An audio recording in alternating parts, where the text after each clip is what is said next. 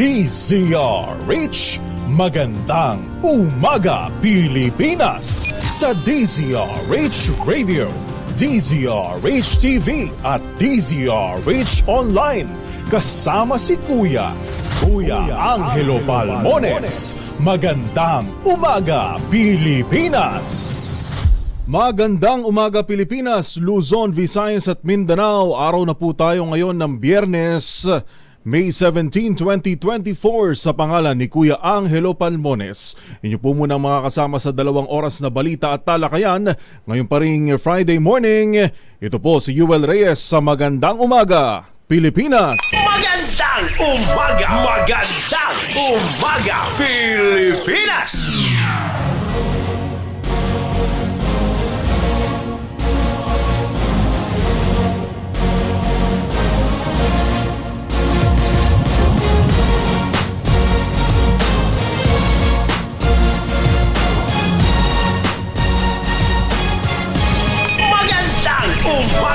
Magandang umaga Pilipinas! Sa ulo ng ating mga Magandang Umaga Pilipinas balita, 35 lugar sa bansa nakaranas ng danger level ng heat index kahapon. Pambantarlac Mayor Alice Guo pinaiimbestigahan na ni Pangulong Bongbong Marcos. Civilian mission sa Baho de Masinloc idineklarang tagumpay ng Atenito Coalition. Pangulong Bongbong Marcos sinimok ang publiko na i-post sa social media ang mga produktong lokal. Nagsilbing financier ng Maute Terrorist Group, kinatulang makulong ng Taguig RTC ng hanggang 40 taon. Day 1 ng crackdown sa mga jeep na hindi nagpa-consolidate, generally peaceful. At 3 pasaherong jeep na sunog habang nakaparada sa isang barangay sa Quezon City. Magandang umaga! Magandang umaga Pilipinas!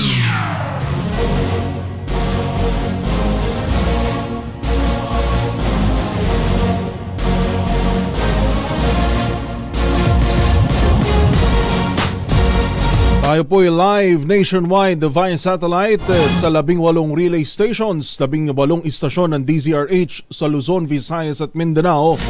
Of course, sa inyo po mga talapihitan sa 666 kHz sa Metro at Mega Manila. Napapanood din po tayo simulcast sa DZRH News Television sa higit 1,000 cable providers at of course sa Facebook at YouTube live streaming. Sa detalye po ng ating mga balita. Magandang umaga Pilipinas!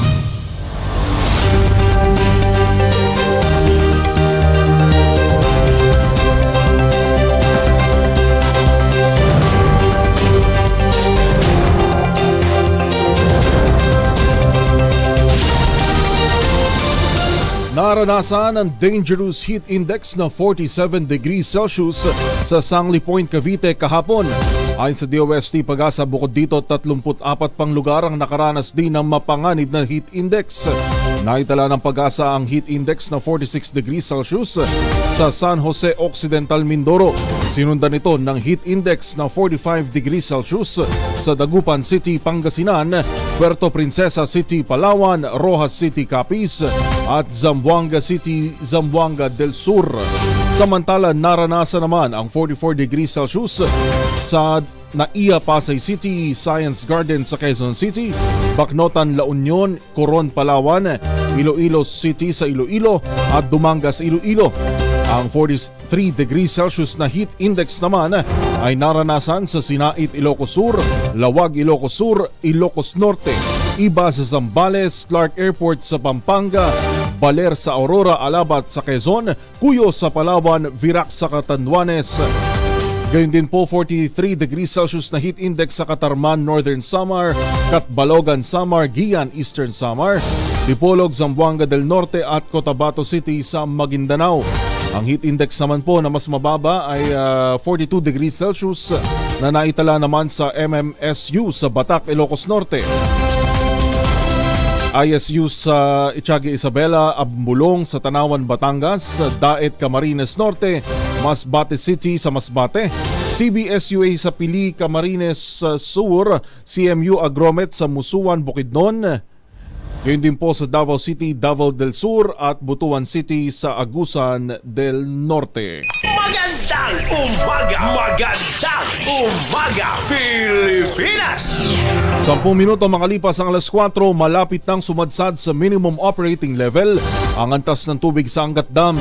Batay sa report ng DOST Pag-asa, nasa 181.85 meters na lang ang antas ng tubig sa dam hanggang kahapon ng umaga, o 2 metro na lang mula sa minimum operating level na 180 meters. Dahil dito sinabi ni MWSS Management Manager Patrick Dizon na binawasan na nila ang alokasyon ng tubig sa Metro Manila sa 49 cubic meters per second na nagsimula noong May 15 hanggang May 31. Samantala, sinabi naman ni Dizon na hindi na nila pinangangambahan na sumadsad pa sa critical level na 160 meters ang tubig sa dam dahil na rin sa panakanakang pag-ulan na nararanasan sa lugar. Ito po yung sinasabi ng DOST Pag-asa na indikasyon na bagamat nakakaranas tayo ng pag-ulan itong mga nakaraang pong araw. Actually, tuloy-tuloy na ho dito ho sa atin, lalo na sa atin sa Metro Manila at karatig probinsya katulad na lamang po ng Cavite, Batangas, yan sa Bulacan. May nakakaranas na po ng kalat-kalat o localized thunderstorm, sabi nga ng Pag-asa. Hindi pa man ganap na tag-ulan, yan po ay ibig sabihin malapit na. Magandang umaga! Magandang umaga, Pilipinas! Pabor naman si Pangulong Bongbong Marcos na imbestigahan ang pagkatao ni Bamban Tarlac Mayor Alice Guo. Sa ambush interview kay PBBM sa Cagayan de Oro, sinabi ng Pangulo na nararapat lang na imbestigahan si Guo dahil ultimo nga politiko sa Tarlac ay hindi kilala ang alkalde at kung saan siya galing. Nagtatakaan niya sila kung saan nanggaling si Guo kaya hindi nila isasantabi ang posibilidad na peligroso sa seguridad ang ganitong pangyayari.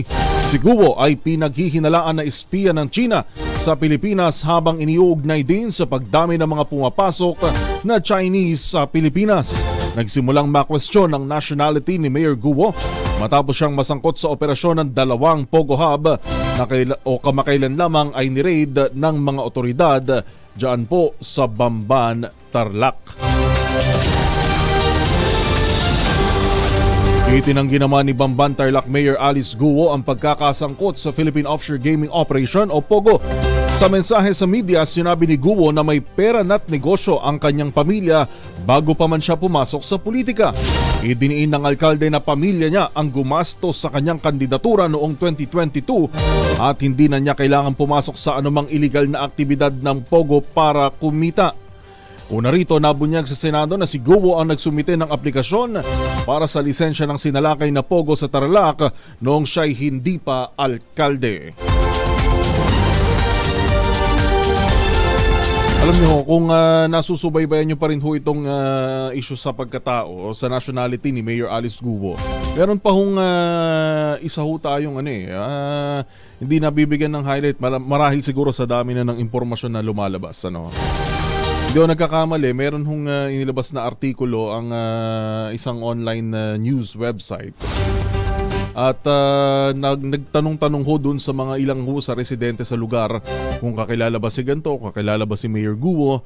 At ang sinasabi naman nakikita daw yung tatay, yung nanay, kung paano siya lumaki. Talagang si Mayor Alice daw mismo yung namimili nung bata pa siya. Kaya kilala siya nung ilang residente na pagtanungan.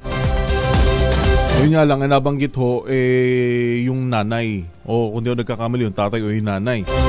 Kaya lang ho, ang sinabi ho ni Mayor Alice, hindi niya kasamang lumaki yung kanyang nanay. Doon ho sa pagdinig ho ng Senado. So ano ba talaga ang katotohanan dito? Magandang umaga! Magandang umaga, Pilipinas!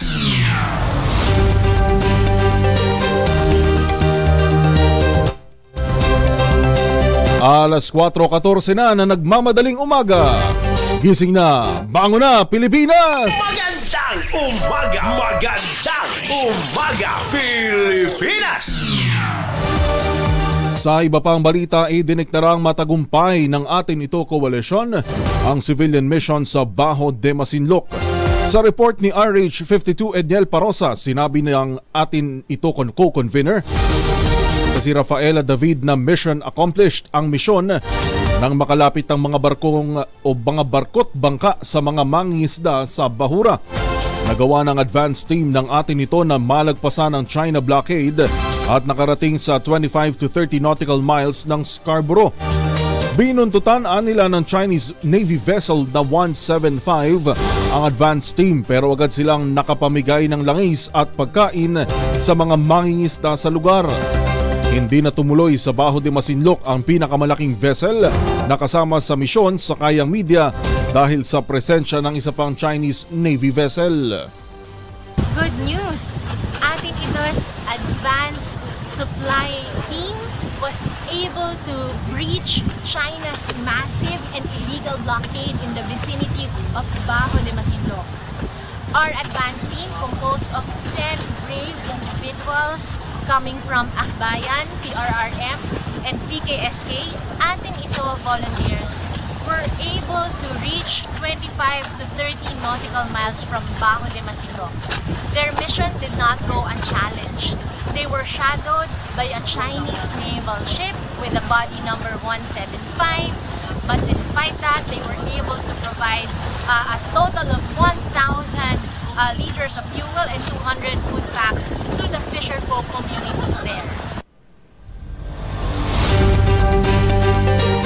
Sa kaugnay namang balita, mismong sina Defense Secretary Gilbert Gibo Teodoro at Senate President Juan Miguel Zubiri o kasama ang dalawang iba pang senador ang nakaranas ng verbal challenge mula sa China.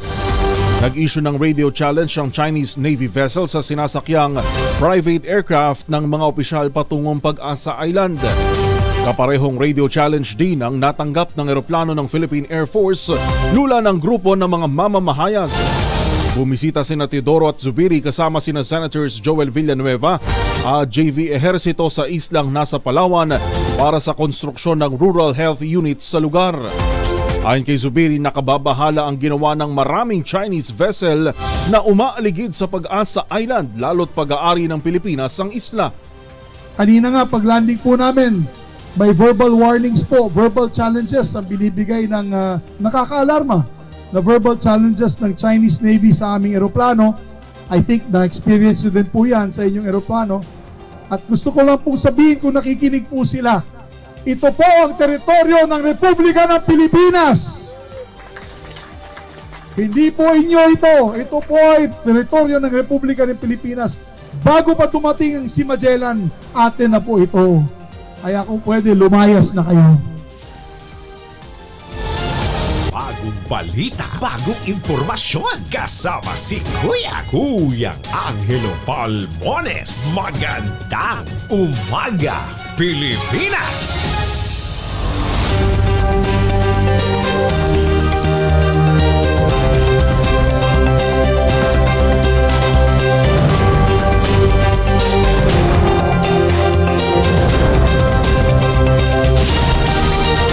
Alas 4:18 na po ng umaga. Gising na, bangon na, Pilipinas! Magandang umaga! Magandang umaga, Pilipinas!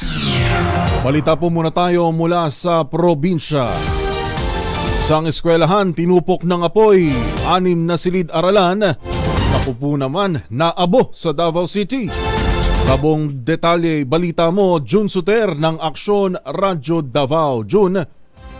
May buntag usab, Kuyang Angel. Tinupok ng malaking apoy ang 6 na silid-aralan pasado las 11 ng tanghali, Mayo 16, 2024. Sa report ng otoridad, nagkaroon ng sunog sa pamulaan na IP School na matatagpuan sa Yusip Campus Compound, Barangay Mintal, Tugbok District, Davao City. Sa investigasyon ng mga otoridad at ng mga bombero, nagsimula ang sunog sa Audio and Visual Room o AVR ng naturang paaralan at mabilis itong kumalat sa mga katabing silid dahil gawa ito sa light materials. Mabilis na rumisponde ang mga bumbero sa Central 911, BFP 11, Barangay Mintal Volunteers at iba pang firefighters. Idiniklara ang fire out pasado na una ng hapon. Sa karagdagang investigasyon ng mga otoridad, faulty electrical wiring ang sanhi ng sunog. Gayunpaman, wala namatay sa nangyaring sunog. Mula sa Action Radio Davao, June Suter para sa kauna-unahan sa Pilipinas, DZRH. Tuloy-tuloy sa pagbabalita, tuloy-tuloy sa serbisyo. Sama-sama tayo, Pilipino! Maraming salamat, June Suter ng Aksyon Radio Davao. Inimok naman ni Pangulong Bongbong Marcos ang publiko na ipromote ang mga produkto sa kanilang lugar o mga produktong lokal sa social media. Sa kanyang pagbisita sa Iligan City, sinabi ng Pangulo na dapat mag-selfie kasama ang local products at saka i-post sa social media. Malaking bagay niya ito para matulungan ang micro, small and medium enterprises at upang makilala at mahikayat ang mga turista, lokal man o mga dayuhan. Sinabi pa ni Marcos Jr. na malakihan ang mga produkto o malikhain ang mga Pilipino, kaya dapat lamang na ipagmalaki ang mga lokal na produkto at serbisyo sa kanilang lugar. Isa rin sa mga programa ng DTI ay ang One Town, One Product bilang suporta sa lokal na produkto ng rehiyon. Dito sa Iligan, alam kong sikat na pasalubong ang toasted peanut at palapa. Kaya kung meron kayong dala dyan, picturean ninyo, mag-selfie kayo kasama ng produkto tapos i-post ninyo sa social media. Simpleng bagay lang, pero napakalaking tulong yan upang makilala at maipagmalaki ang inyong mga produkto at inyong lugar. Balita, bagong impormasyon, kasama si Kuyang Angelo Palmones. Magandang umaga, Pilipinas! Sa mga mamamalengke po ngayong Friday morning, atin ang alamin ang presyo ng mga pangunahing produkto dyan sa Bikutan Market. RH27 Noche Kakas. Noche, good morning. Mayong buntag, Yoel. Dito tayo ngayon sa Bikutan Market, kung saan ay ihahatid natin ang presyo doon sa mga pamimili ngayon dito ngayong Friday. Ang kasim dito, Yoel, mura dahil nasa 300 lang ang kilo. Liempo, 320 ang manok, 170 ang bakalaman, 440 ang kilo. Pero Yoel, kailangan lang mag-ingat sa pagpili ng karne dahil marami rin ang nagtitinda dito ng frozen meat. Mataas ang presyo ng luya, nasa 240 na ang kilo. Yung talong, gano'n pa rin, 100. Repolyo, 70. Tumaas ang sibuyas, nasa 120 na ang kilo. Yung bawang, 160. Patatas, 100. Kamatis, 60. Tumaas din ang ampalaya, nasa 140 na ang kilo. Dati, 80 pesos lang ang kilo. Carrots, 100. Sayote, tumaas din, 70 pesos na. Dati ay 40 lang ang kilo. Yung beans, 200 ang kilo. Dati 120 lang ang kilo. Siling labuyo, 240. Habang yung siling berde, wala silang kilo-kilo ng siling berde. Ang bentahan nila dito ay 3 piraso, 5 piso. Ang dalagang bukid naman, 200 ang kilo. Yung galunggong, 160. Yung pusit, kalawang kung tawagin, 200 ang kilo. Tilapia, 120. Habang ang bangos, 160 ang kilo. Ulitin ko, mag-ingat lang sa pagpili ng karne at isda dahil ang ilan dito ay frozen. Mula sa Bikutan na Market, mula sa kanunan sa Pilipinas, sa DCR8, ako sinutira-kasutuloy sa pagbabalita, tuloy-tuloy sa serbisyo. Sama-sama tayo, Pilipino. Noche, isang tanong lang. Nabanggit mo marami yung frozen. Bakit? Ano bang sinasabi ng mga tindero-tindera natin dyan? Mahina ba ang lokal? Ang yung mas kasi Yoel, yung iba ay tinatangkilik yung mga vendors ay yung frozen kasi yung iba wala silang makukuhang local na isda. Yung kumbaga sa ibinabagsak na lang dito sa Bikutan na Market. Yung frozen, hindi na sila bumabiyahe doon sa mga halimbawa sa Fishport o kaya doon sa mismong pinukuhanan nila ng karne. Kaya kanina may pabulong nga sa atin yung isang negosyante rito ng manok at sinabi niya hindi sila pwedeng magtaas ng presyo dahil may kalaban sila na napakamura. Totoo. At hindi hamak naman talagang mas mura yung mga frozen meat. Yun ang nakakasakit sa damdamin ng local na vendors natin na tumatangkilik yun sa sarili nating yung tulad ng karne dahil yung iba ay lumalaban dun sa frozen meat na halos katapat lang din nila na mas mura ng frozen meat sa mismong karne talaga na sariwa. Alright, maraming salamat Noche Kakas. Balik sa iyo, Yoel.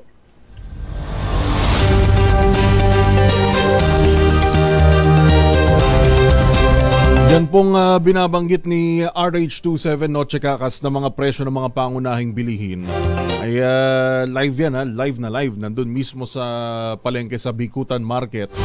Kaya kung meron pang mamamalengke ngayong umaga, yan po ang sitwasyon sa ating pamilihan at siguro hindi naman ganun nagkakalayo yung presyo sa iba ring mga pamilihan dito sa Metro Manila. Magandang umaga! Magandang umaga, Pilipinas!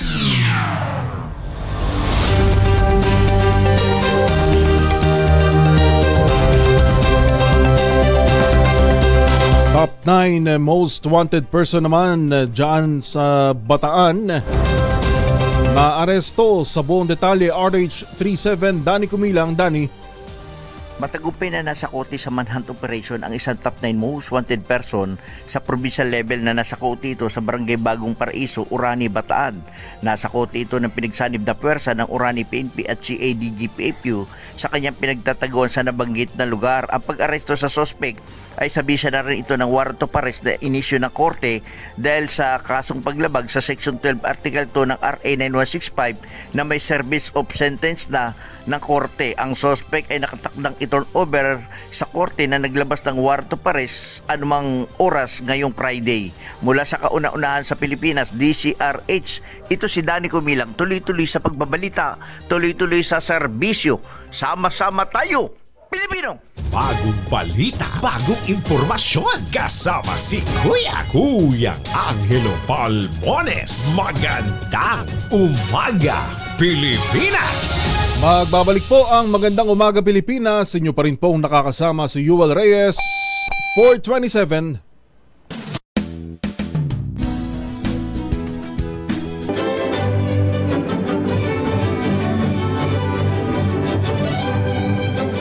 Ako po si Lisa Makuha Elizalde na nag-aanyaya sa inyong samahan kami muli sa pagbabalik ng Art to Art alas 3:30 ng hapon dito sa DZRH Radio at DZRH News Television. Usapang sining at kultura para sa lahat tuwing araw ng linggo. Huwag kaligtaan.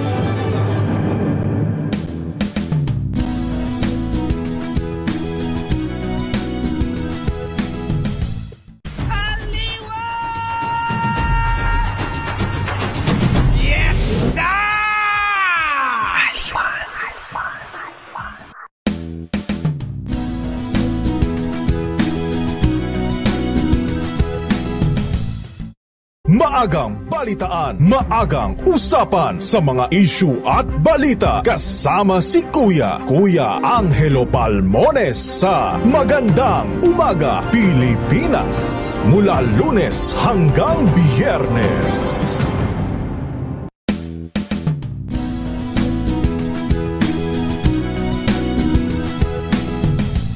Ang Scene Zone, Season 3 na! From concerts, fan meets, to sa triple stay-away formula, tanggal ang matitindi mancha based on test sa chocolate, mud, and sample ng cotton. Gawa po ito ng ACS.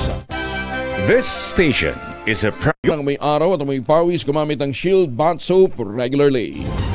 Bita malang shield sa paglaban sa germs versus another brand by Shea Butter, pampalambot ang kuti sa presyong abot kaya $12.50 SRP. Kaya mga misis ay challenge show. Subukan ng Shield Bound Soap, galit sa sakit may malasakit.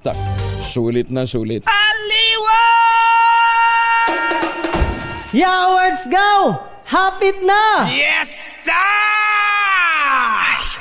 bagong balita, bagong impormasyon, kasama si Kuyang Angelo Palmones. Magandang umaga, Pilipinas!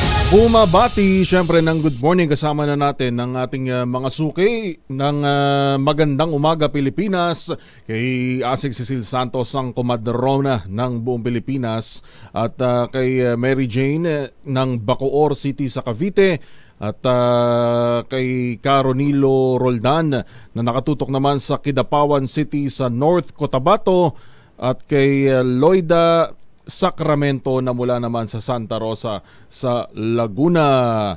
Rodney Bola-Bola, G. Ignacio, Esther Solis, good morning, good morning. Kayo pa rin po ay nakatutok sa Magandang Umaga Pilipinas sa pangalan ni Kuya Angelo Palmones. Ito po si Yuel Reyes. Magandang Umaga, Pilipinas!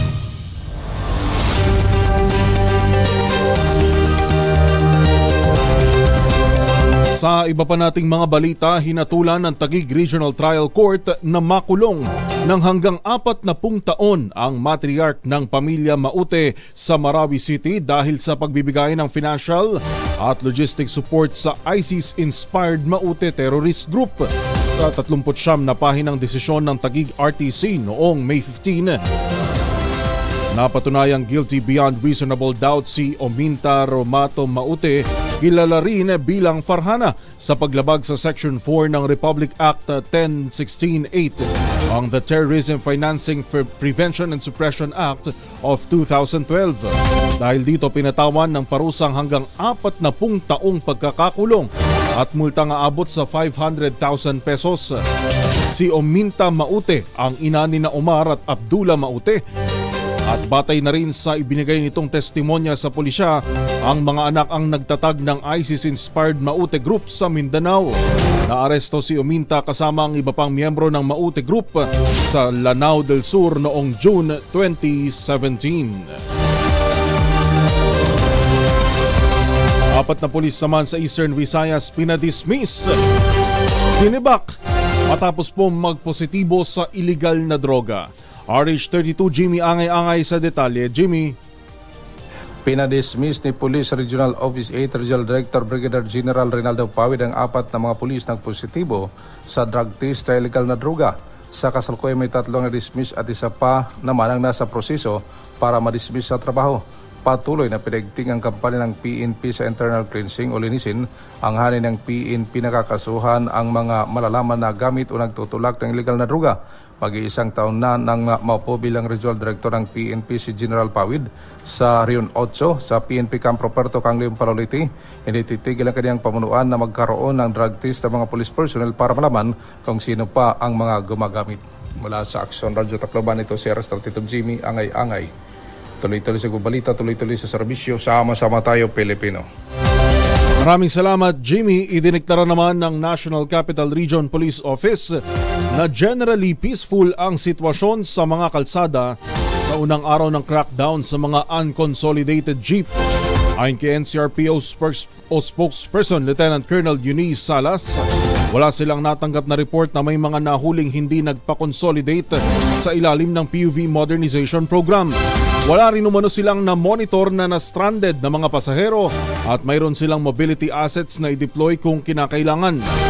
Sanipwersa sa crackdown ng LTFRB, LTO, MMDA at PNP kung saan pinapara ang mga jeep para suriin ang serial number ng kanilang mga dokumento na nakapaskil sa sasakyan.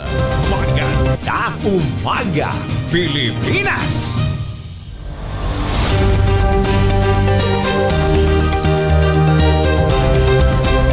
Siguro ito ho yung dapat na bigyan linaw din natin sa LTFRB. Kung nagkaroon ba talaga ng hulihan kahapon?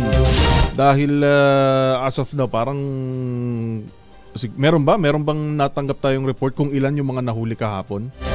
Meron bang data na inilabas ang LTFRB? Karamihan ho kasi yan, 'di ba, pag nagkakaroon ho tayo ng crackdown, sa mga kolorum, sa mga dumadaan sa EDSA busway, merong mga estimates. Kahapon, unang araw daw ng crackdown, meron ba? Yun yung gusto natin malaman kung meron ba talaga nangyaring hulihan o kaya naman hindi man kahapon o baka sa mga susunod na araw pa. Dahil nga ang sinasabi, merong naghihintay din kasi ng guidelines dun sa mga law enforcing agencies natin. Naghihintay ng guidelines kung paano ba yung isasagawang hulihan. Siguro pwede natin ding matanong dyan si LTFRB Chairperson Jojo Guadis. Chairman, good morning sir. Ang ating pong oras alas 4:36 ng umaga.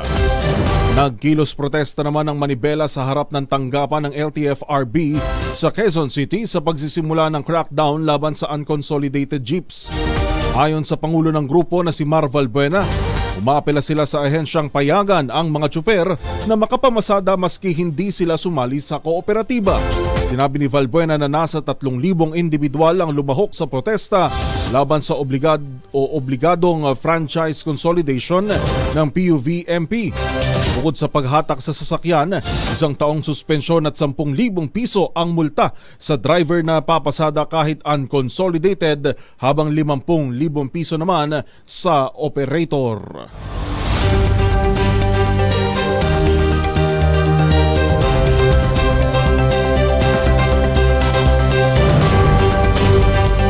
Isa pa ho doon sa maganda ring matanong ilan ba talaga yung kailangan tsuper para makasali sa kooperatiba? Dahil ho sa report kahapon ni Tunay na Kuyang Boy Gonzales, 7 na lang yung natitira sa kanilang grupo ng kanilang operator. Gusto man nilang makapagpa-consolidate, hindi na ho daw tinatanggap dahil nga 7 na lang sila. At ang sinasabi ni Manong Operator na nakapanayam din kahapon sa 2x2, 10 yung kinakailangan para makasali sila sa kooperatiba. Kaya lang 7 na lang sila. Paano kaya kung ganon? Alas 4:38 ng umaga. Ngayon pa rin pong 17 sa buwan ng Mayo 2024. Target ng gobyernong ma-modernize ang mayorya ng mga traditional jeepney sa loob ng 4 hanggang 5 taon. Ayon kay DOTR Undersecretary Jesus Ferdinand Ortega, dapat nang simulan ng LGUs ang route rationalization para matukoy ang dami ng PUV sa kada ruta pagtapos ng consolidation. Abutin niya ito ng 2 taon at saka pa lamang papasok ang obligasyon ng mga kooperatiba na mag-modernize ng jeep na kakain ng 27 buwan. Patuloy na tinututulan ng Manibela, Piston at ilang environmental group ang PUV Modernization Program dahil sa kawalan ng Just Transition. Magandang umaga, Pilipinas! First Deputy Secretary naman ng Communist Terrorist Group at isang babaeng tauhan nito patay sa engkwentro sa Libak, Sultan Kudarat. RH19 Jun Di Makutak sa detalye. Jun. Alaykum assalam kayang Angel. Patay ang First Deputy Secretary ng SRC Daguman na si Rainjan Villegas alias Commander Alberto at isang babaeng tauhan nito sa naganap na engkwentro kontra sa 3 battalions ng Task Group Persuader Brigade, ang 57th IB, 37th IB at 7th IB sa Sitio Aman, Barangay Salansang, Libak, Sultan Kudarat.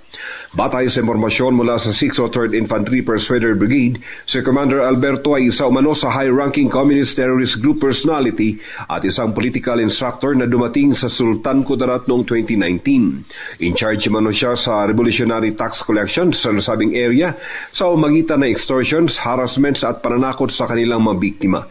Nabatid na ang napatay na si Commander Alberto ay kabilang umano sa listahan ng mga wanted NPA na may kaakibat na patong sa ulo sa halagang 1 million pesos reward cash.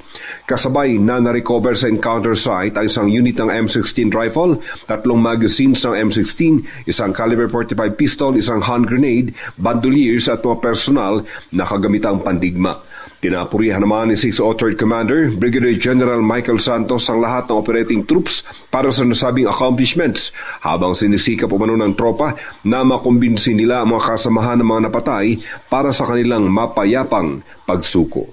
Mula sa kanunahan sa Pilipinas, DZRH, ako si RH19, June Di Makutak, tuloy-tuloy sa pagbabalita, tuloy-tuloy na serbisyo, sama-sama tayo Pilipino. Maraming salamat, June. 3 pampasaherong jeep naman ang nasunog habang nakaparada sa isang bakanting lote sa Barangay North Fairview, Quezon City. Umabot din ng 1 oras ang sunog bago naapula ng Quezon City Bureau of Fire Protection pasado 10:00 Miyerkules ng gabi. Iniimbestigahan pa ng Bureau of Fire Protection ang sanhi ng sunog at ang kabuang halaga ng pinsala nito. Sumumpa naman si Pangulong Bongbong Marcos na hindi niya papayagan ang pagtangkang destabilisasyon laban sa gobyerno. Ito ang diniin ng Pangulo sa harap ng mga sundalo sa Camp Edilberto Evangelista sa Cagayan de Oro City. Ayon kay Pangulong Marcos, haharangin niya ang anumang destabilization plot at hindi hahayaang may manggulo sa gobyerno at gumawa ng pagkakahati-hati ng bansa. Inimok ng presidente ang mga tropa ng 4th Infantry Division ng Philippine Army na ipakita ang kanilang katapatan, pagiging makabayan at panatilihin ang pagmamahal sa sambayanan. Alas 4:42 ng umaga. Sa kalunos-lunos na balita, bangkay na ng makita sa loob ng isang ice cooler ang isang 25 anyos na babae sa 13 Martires City sa Cavite. Natuklasan ito sa bahay mismo ng suspect na isang jeepney driver matapos na magsumbong ang kanyang asawa sa mga pulis. Sa salaysay ng misis sa pulisya, ikinuwento mismo ng kanyang asawa ang pagbigti sa biktima gamit ang lubid hanggang mamatay, saka itinago ang bangkay sa loob ng malaking icebox upang itago ang krimen. Ayon sa mga pulis, iniimbestigahan nila ang motibo sa krimen, kabilang na ang alitan sa pera matapos na mabatid na naniningil sana ng 50,000 pesos na utang ang babae bago ito pinatay.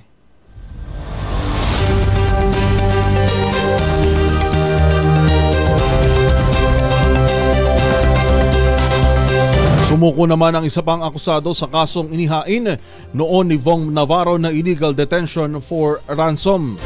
Dakong 1:00 ng hapon nang humarap kay NBI Director Menardo de Lemos si Ferdinand Guerrero kasama ang kanyang abogado. Kabilang siya sa hinatulan ng reklusyon perpetua. Kasama pa po ang ibang nasasangkot sa krimen na sina Cedric Lee, ang modelong si Denise Cornejo at Simeon Raz. Ayon sa NBI, dadalhin din sa New Bilibid Prison o NBP oras na matapos ipresenta sa korte. Maganda umaga, Pilipinas! Ambulance driver naman patay sa pamamaril sa Manawag, Pangasinan. Buong detalye RH38 Freddy Fajardo. Freddy.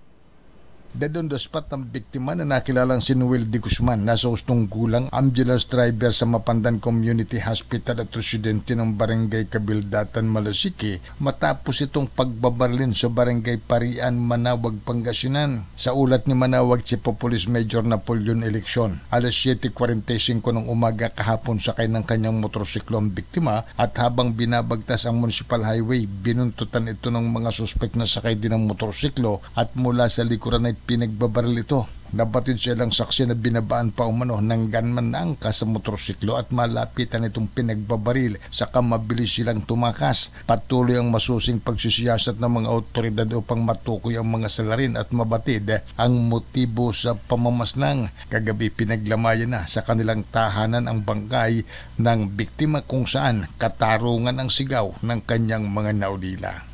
Mula sa Action Radio Pangasinan, ito si Freddy Fajardo, tuloy-tuloy sa pagbabalita, tuloy-tuloy sa serbisyo, sama-sama tayo Pilipino. Maraming salamat Freddy Fajardo. Nagbabala naman ang Cybercrime Investigation and Coordinating Center o CICC sa publiko laban sa isang bagong scam na tumatarget naman sa GCash users. Sa naturang scam, nagpanggap ang scammer bilang GCash o nagpapanggap ang scammer bilang isang representante mula sa GCash na humihiling sa user na mag-verify ng kanilang account sa pamamagitan ng pagpasok sa ibinigay na link sa mensahe. So yung mga nakalagay na link doon ho sa inyong pong mga message, mga kahina-hinalang link, isinesend ng scammers ang naturang message sa pamamagitan ng mga sikat na messaging apps gaya ng Viber at Facebook Messenger. Sa kabila nito, bagaman bumaba na ang bilang ng mga napaulat na nabibiktima ng scam sa text, nabisuhan pa rin ng CICC ang publiko na mag-ingat at iwasan ang pag-click sa mga link mula sa kahina-hinalang sender. Ayon sa CICC, ang paglipat na ito ng platform sa social media ay posibleng taktika ng scammers para malaktawan ang mga paghihigpit sa SMS dahil sa ipinatutupad na SIM Registration Act. Magandang umaga, Pilipinas! Bagong balita, bagong impormasyon, kasama si Kuya Angelo Palmones. Magandang umaga, Pilipinas! Pagtatapos naman ng mga miyembro ng Philippine Military Academy bagong sinag class of 2024, nakahanda na sa araw ng Sabado. Buong detalye RH41, Lakay Romy Gonzales. Lakay Romy. Nakahanda na ang Philippine Military Academy para sa pagtatapos ng mga miyembro ng PMA bagong sinag class of 2024 sa araw ng Sabado, May 18. Pangungunahan ni Pangulong Ferdinand Marcos Jr.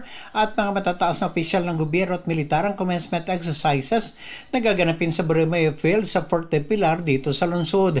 Ang PMA bagong sinag class ng 2024 ay pangungunahan ng class valedictorian na si Cadet First Class Janet Alumba ng Surigao City. Kinabibilangin ito ng 224 na kalalakihan at 54 na kababaihan. 144 ang makukumisyong Second Lieutenant sa Philippine Army, 62 sa Philippine Air Force at 72 sa Philippine Navy. Magaganap ngayong araw ang awarding ceremony para sa outstanding cadets at Cadet Corps Armed Forces of the Philippines units.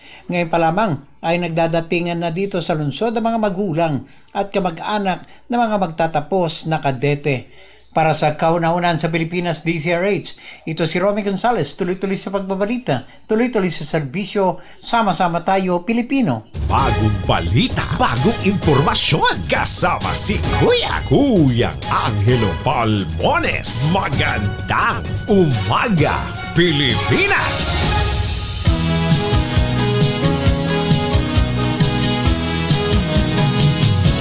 Sa iyong inaakala, nalimot na kita, gayong ako ay laging sa'yo sinta. Good morning sa mga lolo't lola na nakatutok sa atin ngayon, sa mga tito at tita, at syempre sa mga millennials. Sana'y malaman mong mahal pa rin kita. Hinanap ka sa disco, Alas 4:48. Good morning. Live pa rin po tayong napapakinggan at napapanood sa DZRH Radio 666 kHz. Of course, sa DZRH News Television. At sa higit gayon din sa ating Facebook at YouTube live streaming. mahal kita, alang-alang sa'yo, magtitiis ako. Ang iniingat-ingatan ko, Ang alin? kaisa-isang bikini Oy! Good morning! 4:49 ng umaga. Nakatutok sa atin sa ating Facebook Live kay Miss Ria Soto, Imelda Sabas. Ano pang masarap na agahan ngayong umaga? bikini mong itim. Hindi yun ang masarap na agahan, ha?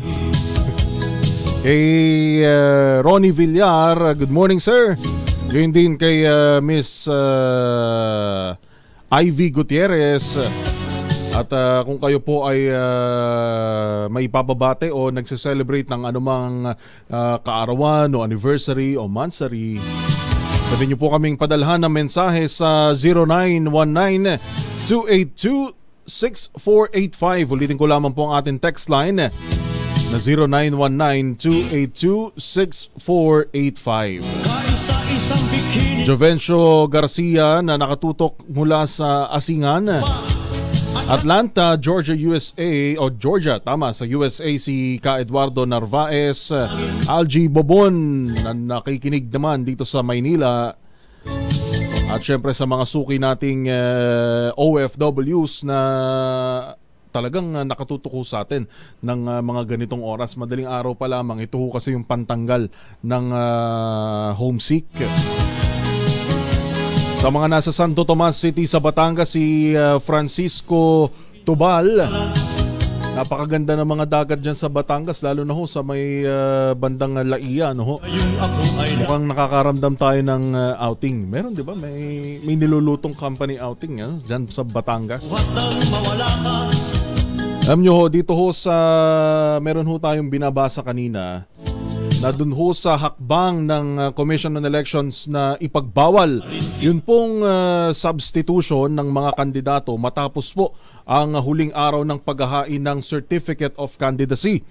At yan pong hakbang na yan ay pinuri mismo ng election lawyer na si Attorney Romulo Macalintal, isang batikang election lawyer.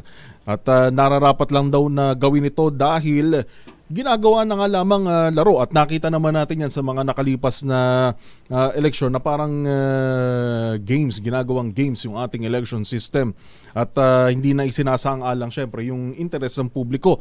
Tinukoy ni Attorney Mac ang isang desisyon ng Korte Suprema na sumusuporta sa kapangyarihan ng COMELEC na magtakda ng deadline para sa substitution. Kaya naman legally justified daw ang pagkakaroon ng deadline sa substitution dahil bukod sa voluntary naman ang withdrawal ay may sapat na panahon ng kandidato para pag-isipan ang kanyang pagkandidato. Kasama na po natin sa linya ang batikang election lawyer na si Attorney Romulo Romy Macalintal.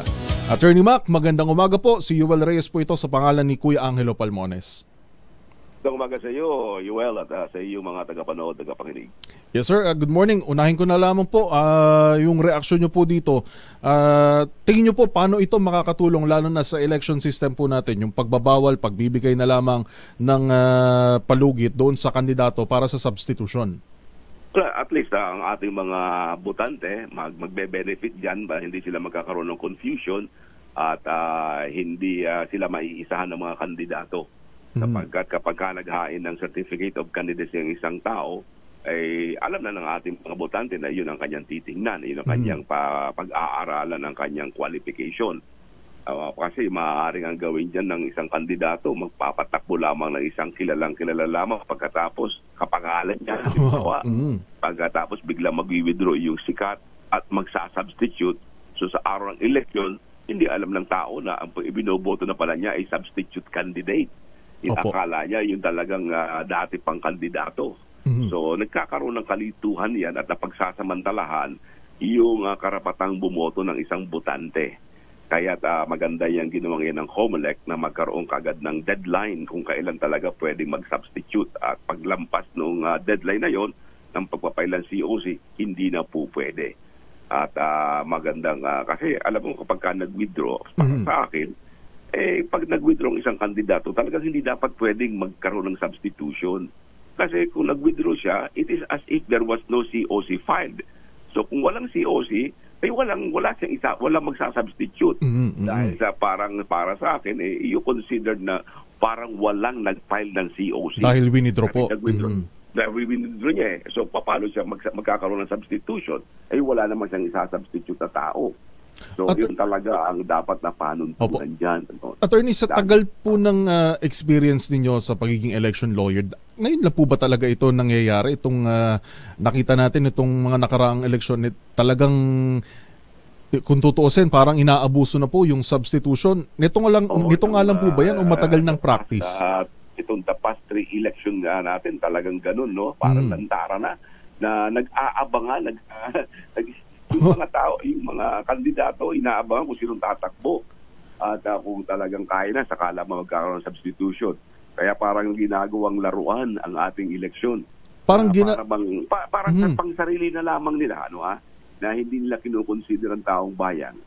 Parang walang seriousness on the part of the candidate na mag-file ng kanyang COC. At attorney, parang papagamit lang sila. Opo. Parang ginagawa parang nagiging election strategy na rin yung pagkakaroon ng substitution. Yes, yung kailang strategy ginagamit nila at nagiging resulta naman ng paglilinlang sa taong bayan at ang taong bayan naman ay nalilito rin kung sino talaga yung mga kandidatong yan. na para bang personal interest na lamang nila, na tatakbo pagkatapos hindi naman pala totoong tatakbo. Saka nakakita ng mga taong magpapail ng COC pagkatapos ang intention ay mag-withdraw sa bandang huli.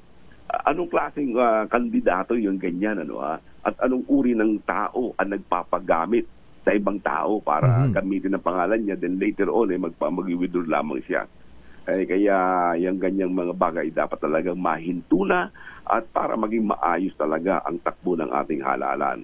Kaysa pa ay waste of time, yung oras ng COMELEC na mag-aksyon dun sa mga withdrawn na candidates, yung mga pag-repaso uli ng bagong COCs, na aaksaya ang panahon ng COMELEC na maaari para sana nila magamit ang panahon yan para sa iba pang mahalagang bagay na magagampanan nila para mapanatili ang isang maayos, marangal na halalan. Sa tingin niyo po, Attorney Mac, dapat bang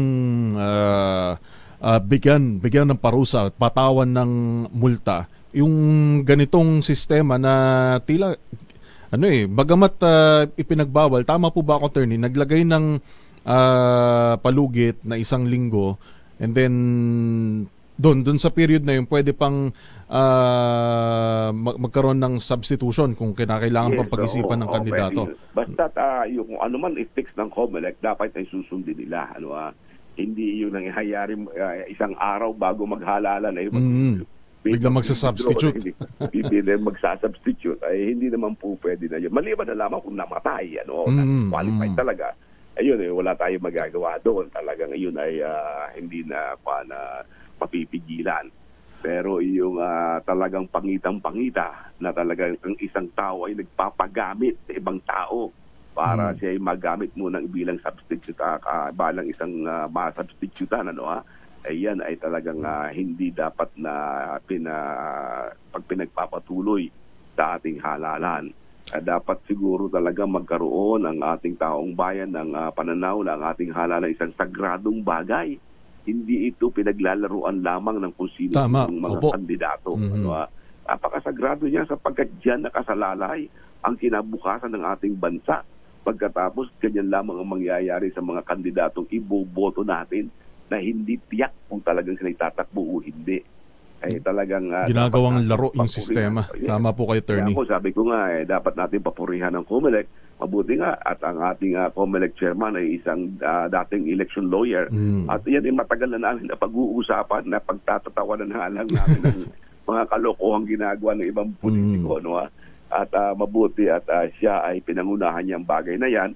At siya na may suportado ng desisyon ng isang kaso ng ating Korte Suprema na sinasabing ang may kapangyarihan talaga ang COMELEC na magtakda ng panahon kung kailan talaga pwedeng mag-substitute ang isang kandidato. Attorney, last point na lamang po, yung kay nabalitaan nyo po yung kay Bamban Tarlac Mayor Alice Guo, ang binabanggit po ng COMELEC ay wala naman daw pong, tama po ba, wala naman daw kapangyarihan ng COMELEC na tumanggi po ng itinatanggap na COC at sa katunayan ay ministerial daw po yung kanilang role na tanggap lang ng tanggap. Tama ho ba yun na wala nga po ba? Kasi tinatanggap nila yun pagkatanggap. Kasi mga clerk lang nagtatanggap yan, yung receiving clerk lang Hindi naman pwedeng pagtanggap ng clerk ay sasabihin, kayo po ay disqualified. Paano malalaman ng clerk yun? Ang disqualification ng isang kandidato ay malalaman lamang sa sandaling may maghain ng isang petisyon na kumukwestiyon doon sa qualification ng nasabing kandidato. Kung walang magku-question, ay walang karapatan naman ang COMELEC na basta lamang i-disqualify ang isang tao. Maliban na lamang kung ang COMELEC mismo ay may alam na talagang taong yun ay disqualified. Katulad ng Halosos case, ang sabi ng Korte Suprema na kung nagpapail ang si Halosos ng kanyang petition, kung alam ng COMELEC na may disqualification, kahit walang petition, po pwede. Kung talagang mayroon ng dating records na nagpapatunay na ang taong yun ay talagang pwede palang ma-disqualified. Even without a petition, sabi ng Korte Suprema, kung may ebidensya na dating disqualified ng tao yan, po pwedeng ang COMELEC ay mag-action. Pero sa kaso nung nasabing Bamban Mayor na yun, hindi ko makilala yun, kung walang petition, wala silang magagawa. Ayun. Pero mabuti na lamang ngayon, at may lumabas na ganyan. Kaya mapag-aaralan ngayon ng COMELEC kung ano ang kanilang dapat gawin. At ang isa pong, sa palagay po ninyo, attorney, ang ano yung dapat, ano yung ngayong lumabas na yung ganitong issue on part of COMELEC, ano yung pwede nilang gawin? Kasi nanawagan na po sa Kamara sa ating mga mambabatas na magpasa ng batas para magkaroon sila ng kapangyarihan or jurisdiction for that. Well, siguro dapat magkaroon ng amendment tungkol dun sa mga petition for disqualification kung talagang kailan po pwedeng maisampa kagad yun. O at saka yung on its own na ang COMELEC ay magkaroon ng karapatan, ng kapangyarihan na base sa kanilang pag-aaral sa isang certificate of candidacy ay pwede lang magkaroon sila ng to show cause. Yung tanungin ng isang kandidato, give him a show cause order to explain why his COC should not be given due course. Para mga ganung mga batas. Alright. Maraming salamat po sa paggising at pagsama po sa amin ngayong umaga. Batikang election lawyer, ang kampiyon ng mga senior citizen, Attorney Mac. Thank you. Maraming salamat, Yuel, at maraming salamat sa iyong mga tagapanood, mga tagapakinig. Maraming salamat po. Ang ating nakapanayam si Attorney Romulo Romy Macalintal, isa pong election lawyer. Bagong balita, bagong impormasyon, kasama si Kuya Angelo Palmones. Magandang umaga, Pilipinas! 1 minuto makalipas ang 5:00 ng umaga. DZRH, magandang umaga, Pilipinas! Sa DZRH Radio, DZRH TV at DZRH Online. Kasama si Kuya Angelo Palmones. Magandang umaga, Pilipinas!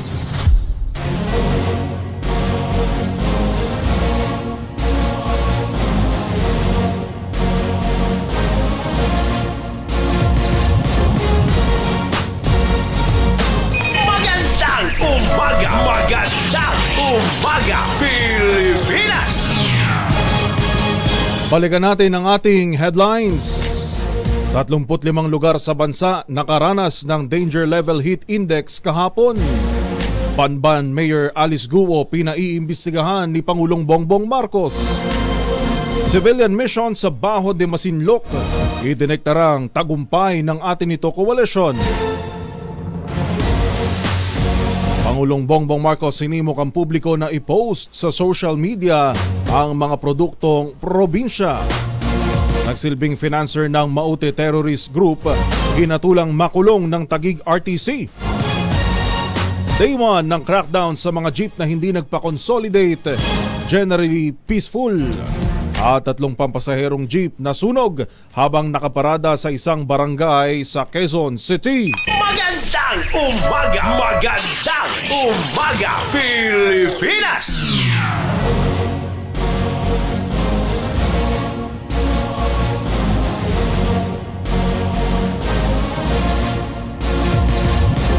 Kayo po'y nakatutok pa rin sa Magandang Umaga, Pilipinas sa pangalan ni Kuya Angel na ngayon nagpapalamig lang muna. Medyo nainitan kasi. Alam nyo naman ho dito sa Pilipinas. Ako po si Yuel Reyes, ngayon pa rin pong Friday morning ng May 17, 2024. Sa mga lolo't lola, sa mga nanay at tatay, sa mga ate at kuya na may pasok pa ho ngayon, araw ng Friday, last leg for this week. Gising na, bango na, Pilipinas! Magandang umaga, Pilipinas!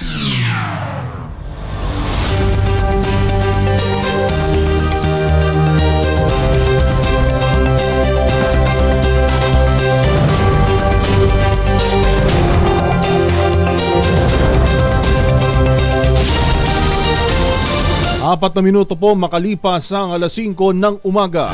Sinibak sa pwesto ang 3 pulis, kabilang ang 2 mula sa Negros Occidental at isa sa Aklan matapos akusahang tumatanggap ng protection money mula sa mga financier ng illegal na sugal. Tumanggi ang pamunuan ng PNP na pangalanan ang mga pulis, ngunit inihayag na ilipat sila sa regional personnel sa Camp Martin Delgado sa Iloilo. Ayon kay Brigadier General Jackie Wangki, Western Visayas Police Director, Wala silang sasantuhin pagdating sa kampanya kontra sa sugal.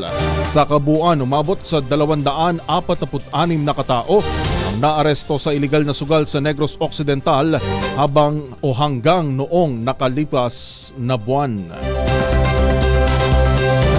Samantala, ihanda ang mga bulsa dahil lolobo na naman ang bill sa kuryente sa susunod na buwan. Ito'y matapos i-anunsyo ng National Grid Corporation of the Philippines o NGCP na sisingilin nila ng karagdagang higit 10 sentimo kada kilowatt hour ang mga distribution utilities gaya ng Meralco na ipinapasa naman po sa mga consumer.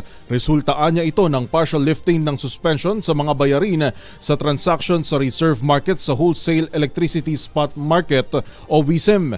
Una nang ipinaliwanag ng Energy Regulatory Commission o ERC na ang lifting ng suspension sa settlements ay para masiguro ang patuloy na operasyon ng power generators sa bansa. Pero paglilinaw ng NGCP, ang aktual na halaga ng magiging karagdagang bayarin ay magbabase pa rin sa final computation ng distribution utilities. Pinag-iingat naman ng Meralco ang publiko laban sa mga nag-trending online na Bill Reveal Challenge.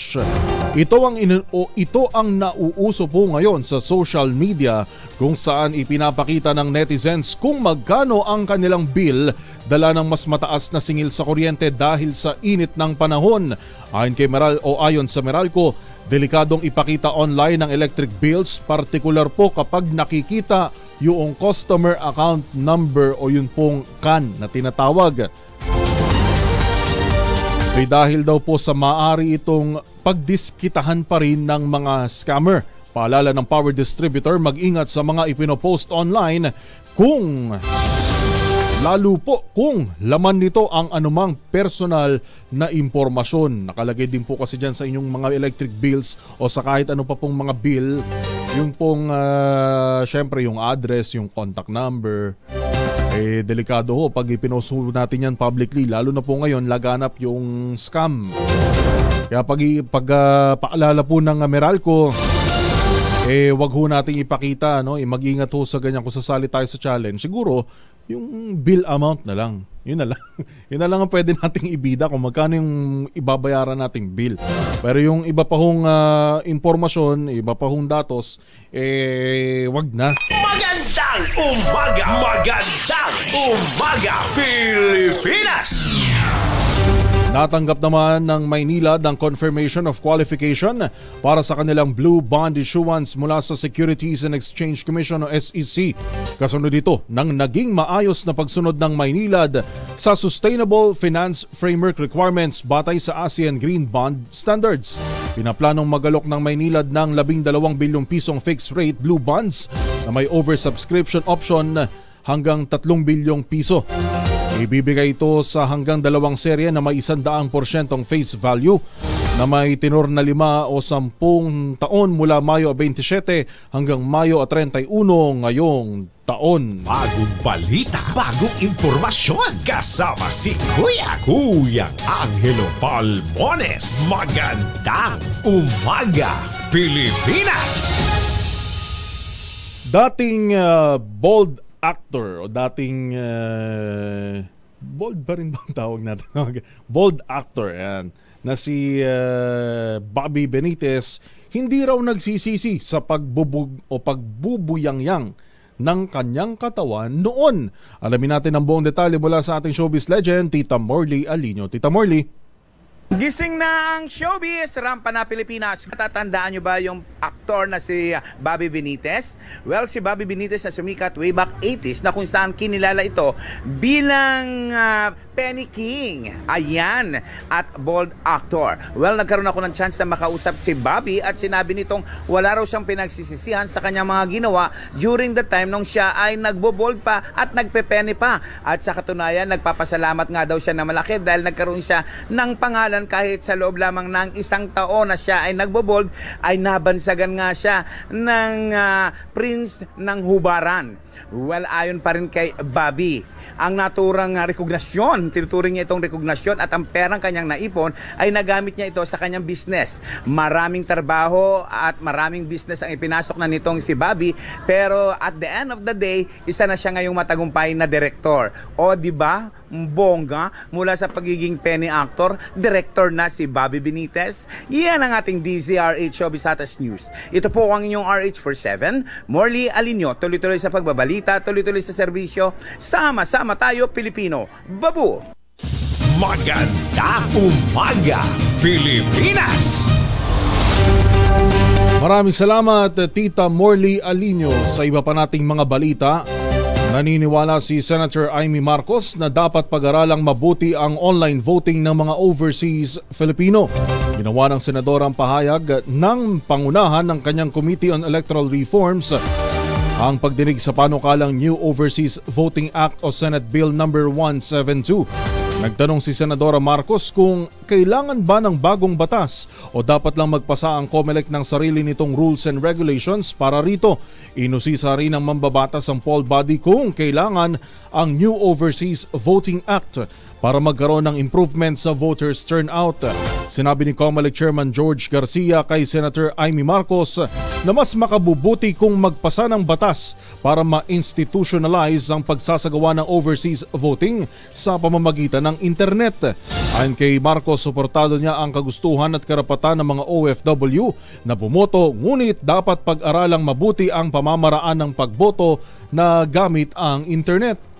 Yes, we were baffled by the media reports that said that COMELEC, in its opinion, was that that COMELEC did not think a new law was necessary and that it was encompassed by a broad rulemaking power, and that in fact you were allowed to do so under Section 23. So, in your opinion, therefore, there should be a law to make things very, very clear. Madam Chair, total naman po, nakapag-prepare na kami, nakapaghanda na po kami.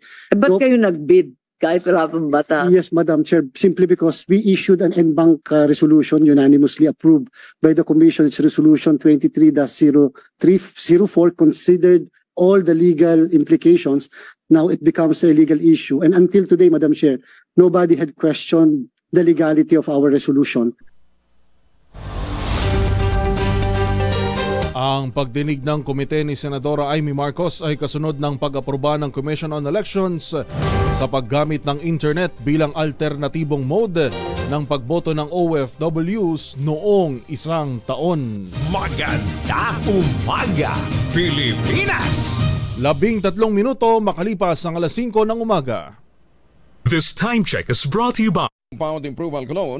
Aba, yan yung mabangong isopropyl alcohol na ginagamit ng mga masahista, mga barbero, mga doktor, mga nurse, mga kumadrona for sponge bathing and other cleansing purposes. Family Raming Alcohol parang DZRH sabuk na sa mahabang panahon. Mabibili sa naman butik at convenience stores nationwide. Family Raming Alcohol, hindi lang pampamilya, pang sports pa. Katulad po ng Tangerine Chocolate, produkto po ito ng mga magnaniyog dyan po sa lalawigan ng Quezon. Sa tulong po ni Dr. Helen Tan, ito pong mga magnaniyog na dating umaasa sa Kopra, mga MSMEs na ngayon. Nagpuproduce sila ng magagandang cacao beans dahil po sa mga magagandang planting material ng cacao galing Davao. Hinakot po para sa kanila ni Dr. Helen Tan. Tangerine Chocolate po ay produkto ng mga magnaniyog dyan po sa lalawigan ng Quezon. Maraming variants po ito, mahigit 10 na ang ginamit na mga raw materials ay galing din po sa ani ng mga magsasaka. Kaya tangkilikin po natin ang gawang atin. Available sa 0919-095-5935 o dili kaya i-check po ninyo online, tangerinechocolate.ph.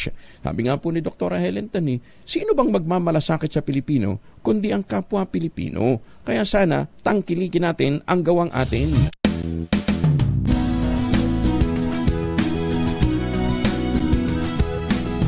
Magbago man ang panahon, doon kami sa gawang Peerless. Champion! Mula sa baretang pangmatagalan, purong powder. Hanggang sa mapulang liquid detergent. Kaya sa labahan, Champion! Tapat na walang katapat.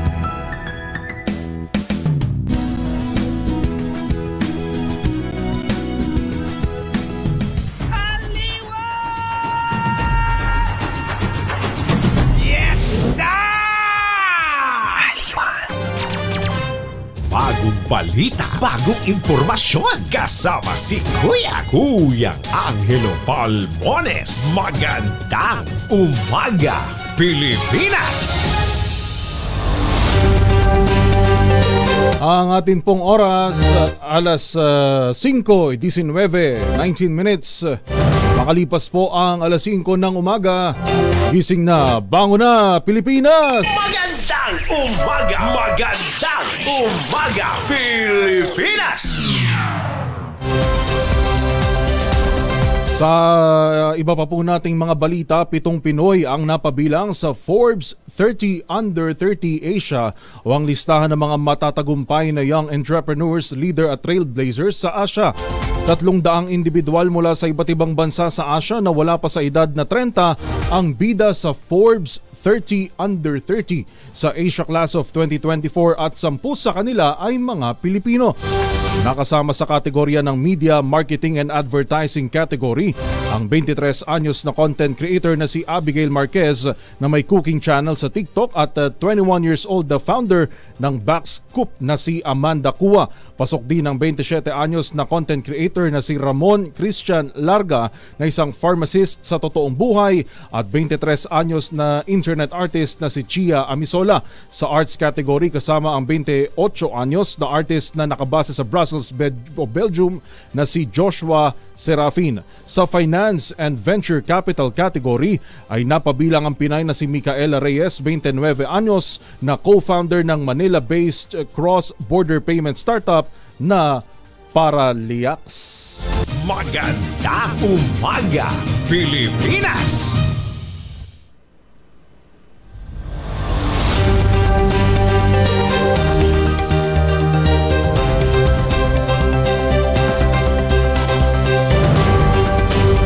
West Philippine Sea, kinabukasan ng Pilipinas at hindi dapat talikuran ayon kay Defense Secretary Gilbert Gibo Teodoro.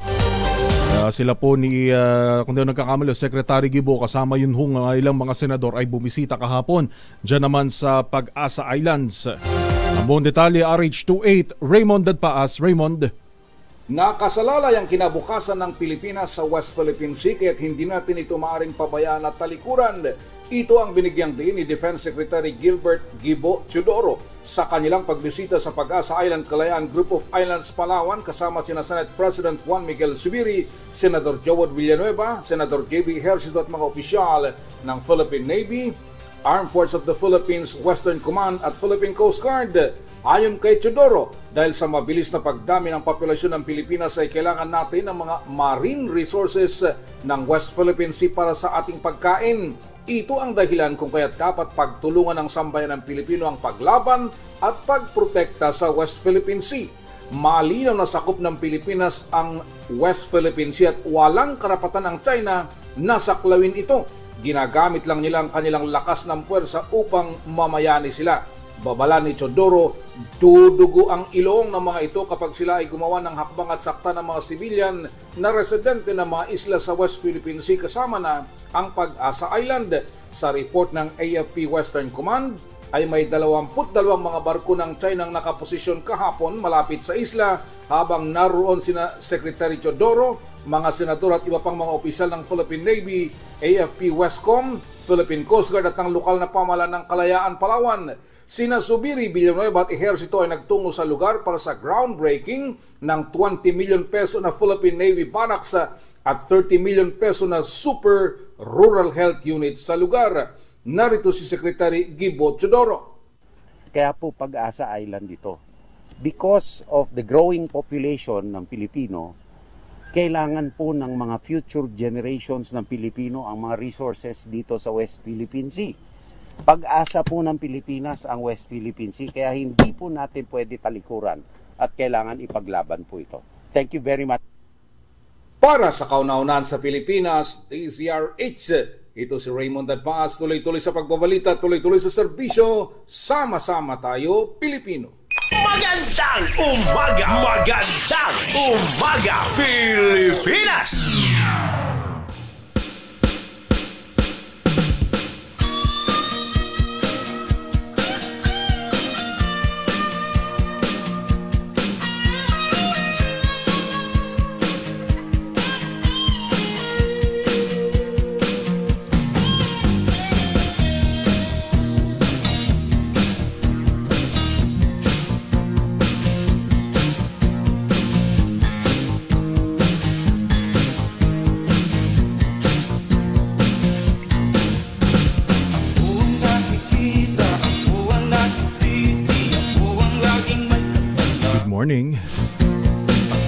Kayo pa rin po'y patuloy na nakatutok sa Magandang Umaga Pilipinas sa pangalan po ni Kuya Angelo Palmones. Ito po si Yuel Reyes, ngayon pa rin pong Friday, May 17, 2024. Mabati ng happy birthday si Mackenly Magno. Ito si Texter 0713 ng happy birthday si Rosel Marbella, isang guro sa Paranaque Elementary School Unit 2. Kay Teacher Rosel, happy birthday! At gayon din kay Jim Oler ng Tamban, Alcala, Cagayan. Good morning! Avid listener daw ng DZRH. At kay Texter 8992, binabati si Miss Rose para sa kanyang assumption sa MTC Kuyapo.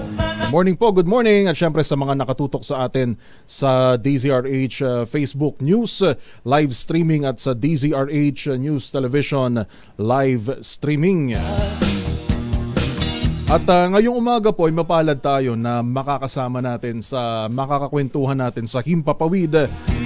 Ito hong nakalipas na tama ba March o May 2024. Ito lamang pong buwan ay nagsagawa po ng Philippine Nurses Licensure Examination ng Professional Regulation Commission kung saan po sa 11,116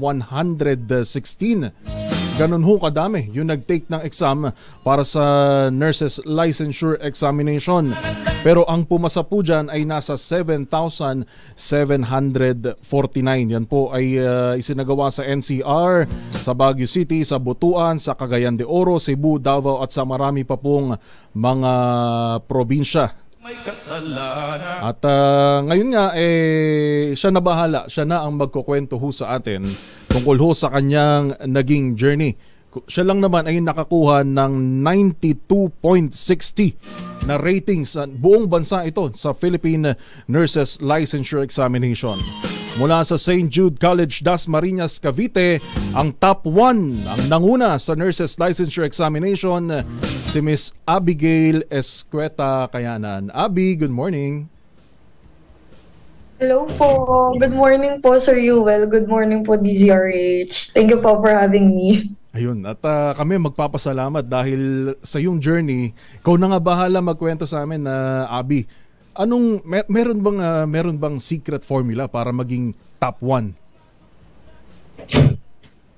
Alam mo, kung tatanungin po kung ano yung secret talaga, kailangan talaga gusto mo yung ginagawa mo kasi hindi madali yung preparation at mahaba talaga. Kailangan ng pasensya tsaka dedication along the way kasi darating dyan yung panghihinaan ka ng loob, darating dyan yung gusto mo sanang lumabas, pero at the end of the day, if gusto mo yung ginagawa mo talaga, pagpupursigihan mo at magsasacrifice ka talaga, willing kang i-sacrifice, pansamantala yung mga bagay na usually mong ginagawa.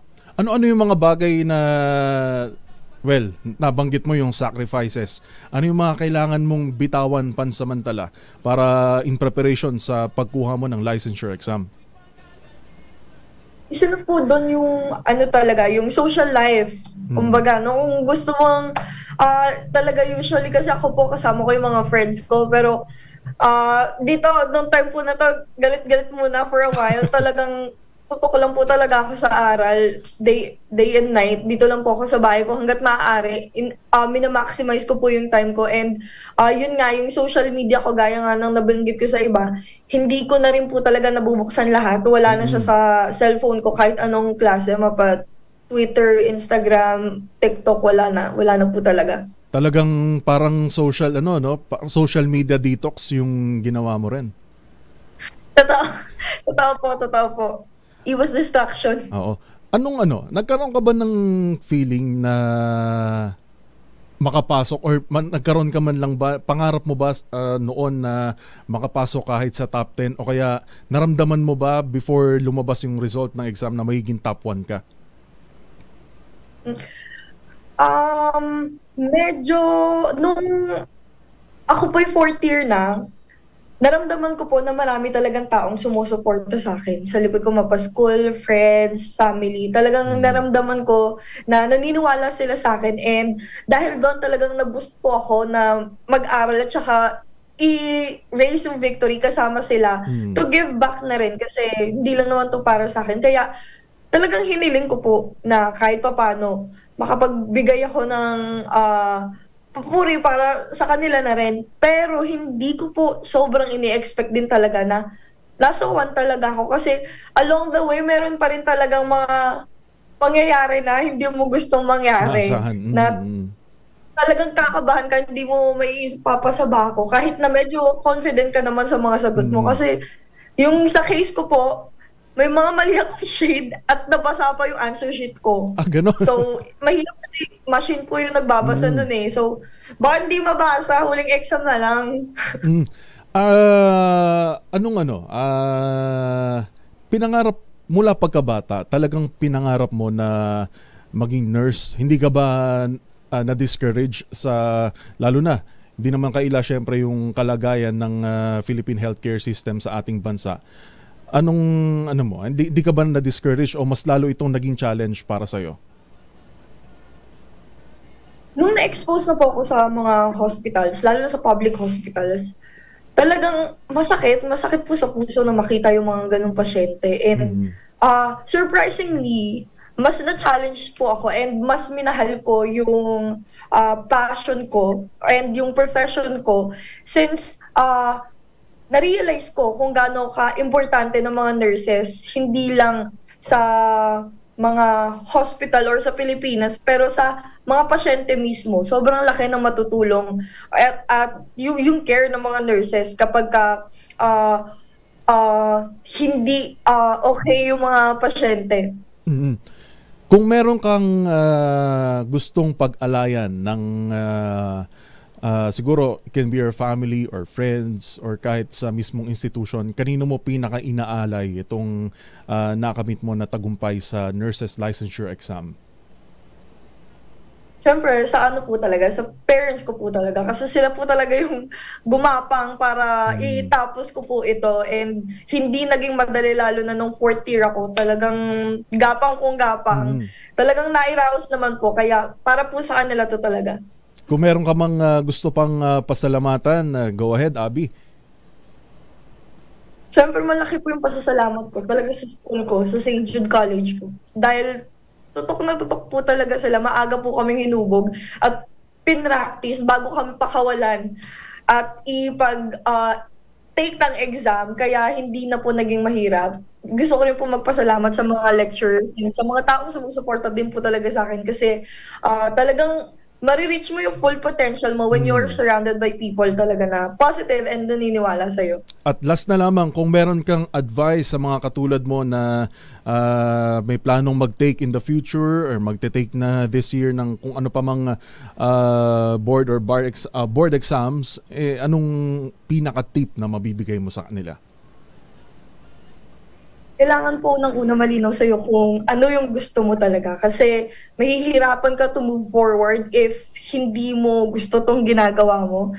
And dadating sa time na siguro panghihinaan ka ng loob, hindi yan mawawala. Compare mo yung sarili mo sa iba. But still keep moving forward. Believe in yourself kung ano ba talaga yung desires mo. And magugulat ka na lang, nandun ka na.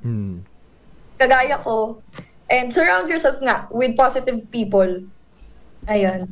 Alright. Maraming salamat, Miss Abigail Kayanan, for, of course, sharing your journey with us. At good luck sa mga future endeavors mo pa. Thank you po. Thank you po, sir. Si Miss Abigail Kayanan na mula po sa St. Jude College, Dasmariñas, Cavite, ang top 1 ng number 1 sa Philippine Nurses Licensure Examination. Bagong balita, bagong impormasyon, kasama si Kuya Angelo Palmones. Magandang umaga, Pilipinas! Sa mga gusto namang magkapera na nakikinig ng radyo ngayon at gusto nyo ring madikitan ng sticker, ang ating pong mas malakas stickering promo ay nasa Barangay Bangkal, Makati Evangelista Street, corner General Cailes sa harap ng Spare Strike. Saan ito banda? Anong bayan? Ayan, na Barangay Bangkal, ayan, sa Makati Evangelista Street. Kaya sa mga gusto ng paunahan nito para makakuha ng 1,000 pesos at syempre yung pong pagpabadikit ng sticker ng DZRH. Magandang umaga, Pilipinas! Alas 5:34. Champion!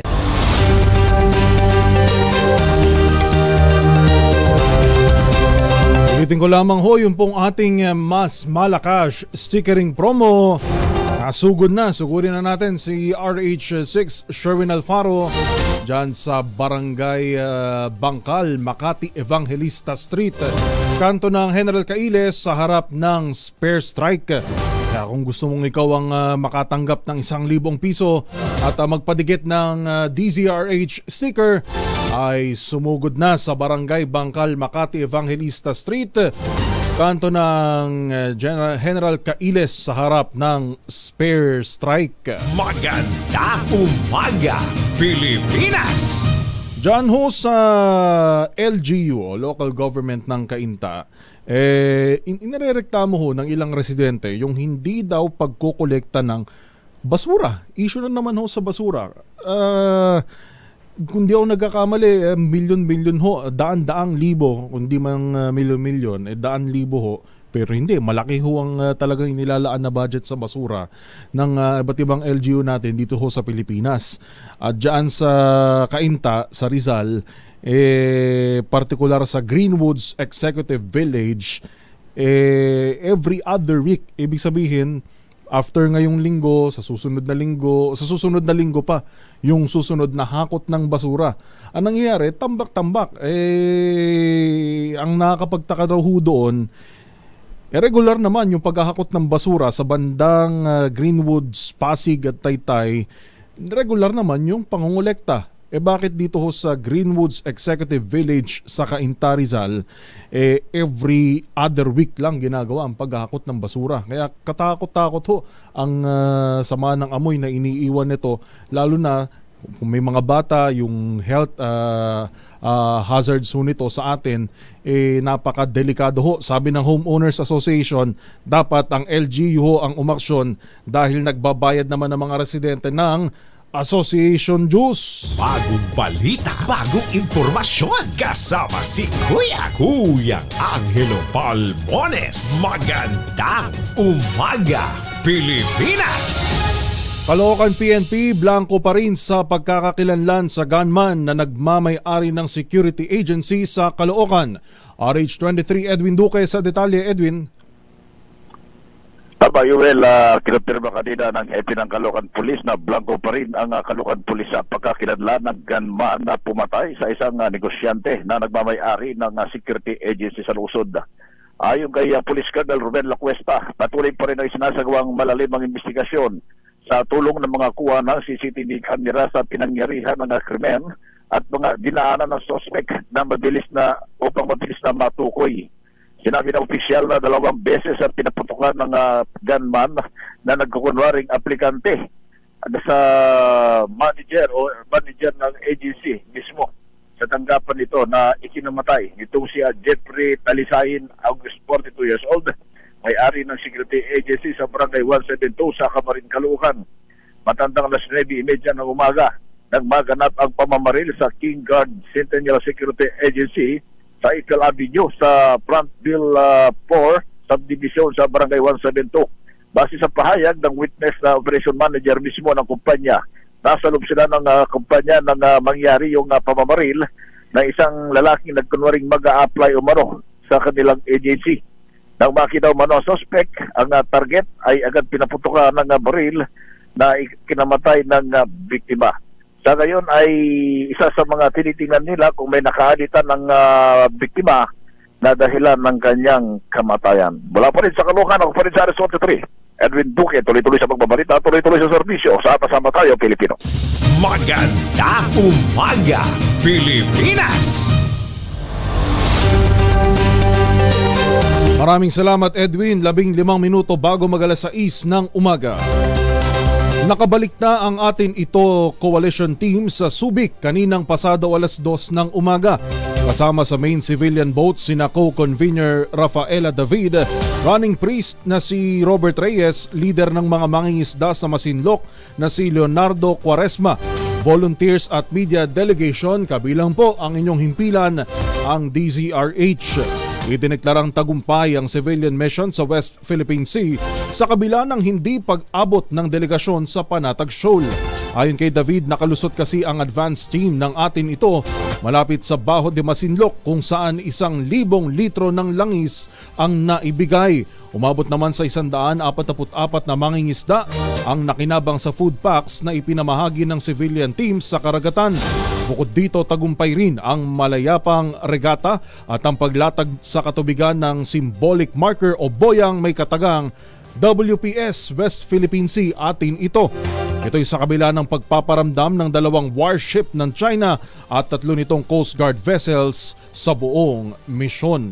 Maganda umaga, Pilipinas! Maganda umaga, Pilipinas! Makinig maigi dahil baka nasa area mo ngayon ang swerte.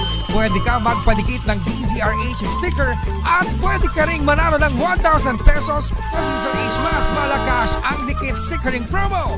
Alamin na ang location ng ating roving team. RH Chicks, Sherwin Alfaro, go, go, go!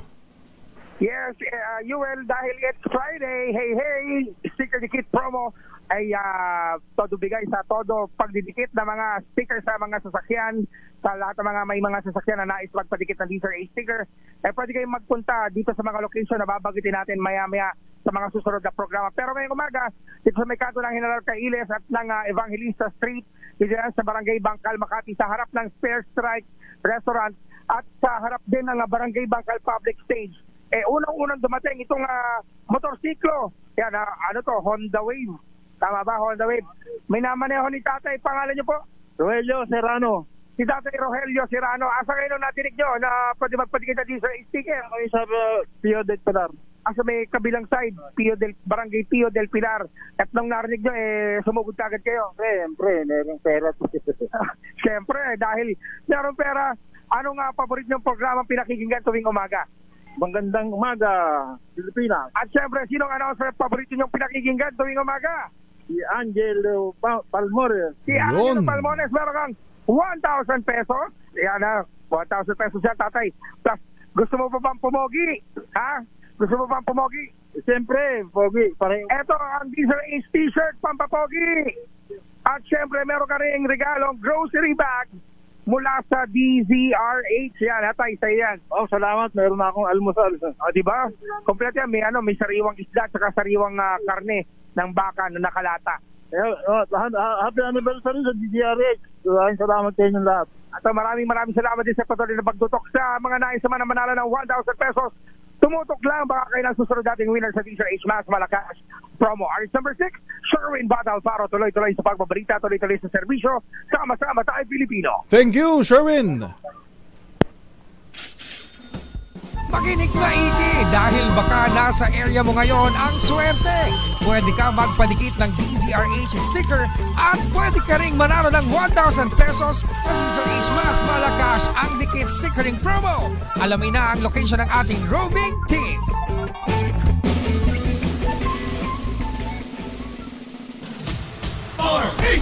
Number 1. Sa Realty na pinakamurang ready for occupancy unit sa lahat po ng housing industry with easiest term. Mantakin ho nyo, 5% lang ho yung down payment. Pwede pang hulugan.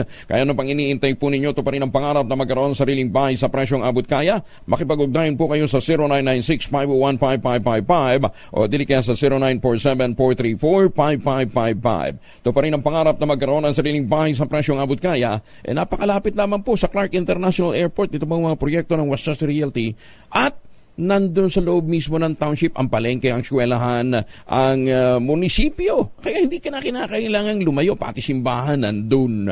At kung kayo ho gustong manalo pa ng 342, samahan ho ninyong disal bago ho kayo magtungo sa Westchester Realty dahil kung saan tatama yung inyong dart, yun ang inyong pupuntahan. Halimbawa, gusto nyo pumunta ng Thailand, ng Japan, Singapore, Hong Kong, libre for 2. kung kayo ho ay magpapareserve. 0996-501-5555 at 0947-434-5555. Ito pa rin ang pangarap na magkaroon ng sariling bahay sa presyong abot kaya. RH!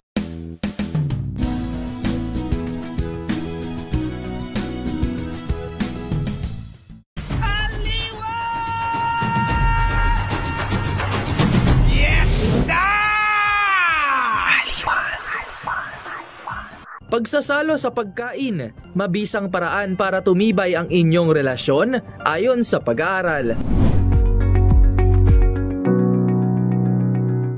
Maagang balitaan, maagang usapan sa mga isyu. Umaga, Pilipinas!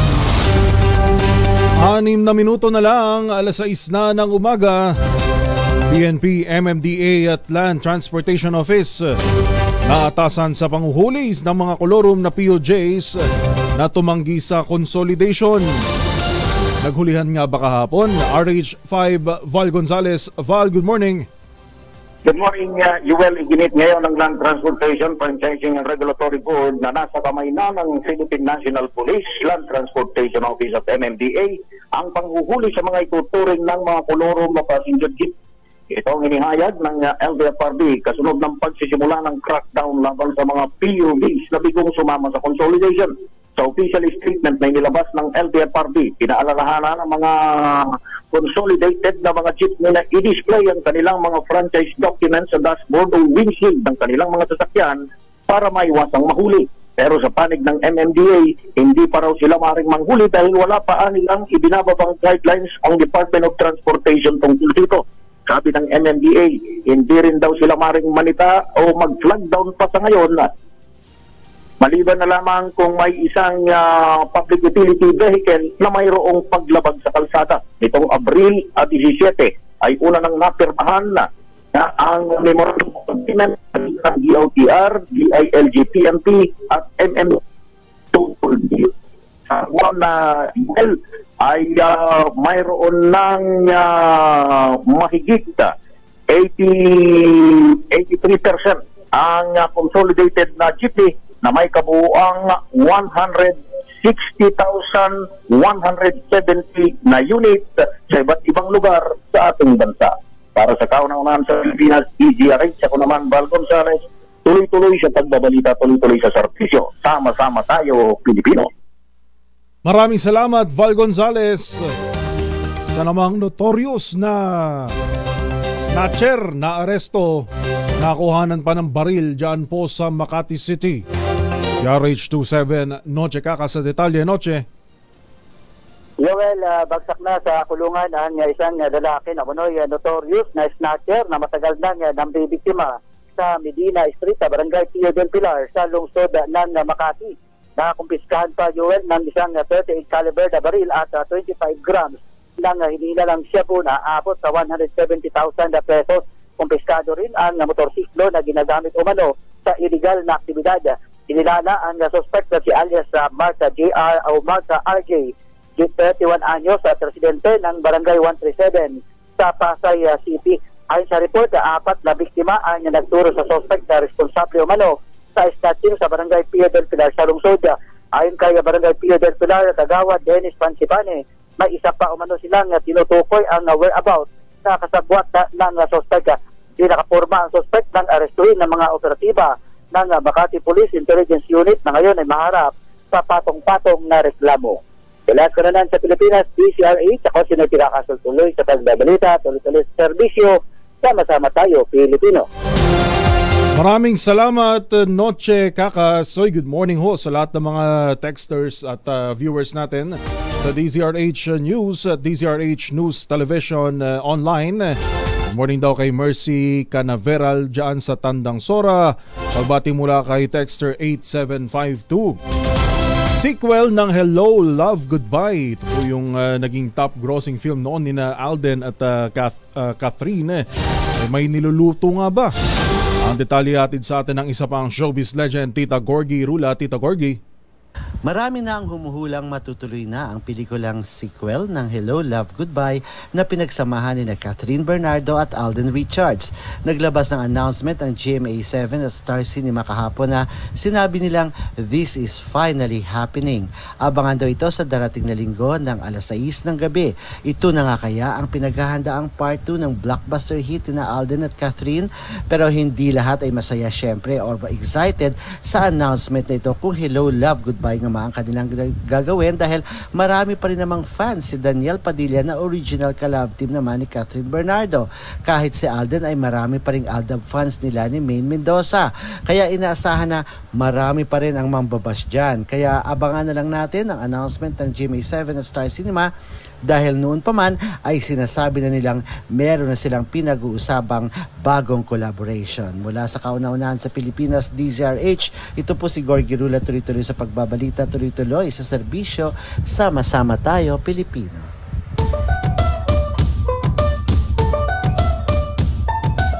Yan na po ang mga balitang itinampok dito po sa Magandang Umaga Pilipinas. Sa pangalan po ni Kuya Angel, Kuya Angelo Palmones, inyo pong nakasama sa 2 oras na balita at talakayan. Ito po si Yuel Reyes para sa Magandang Umaga Pilipinas.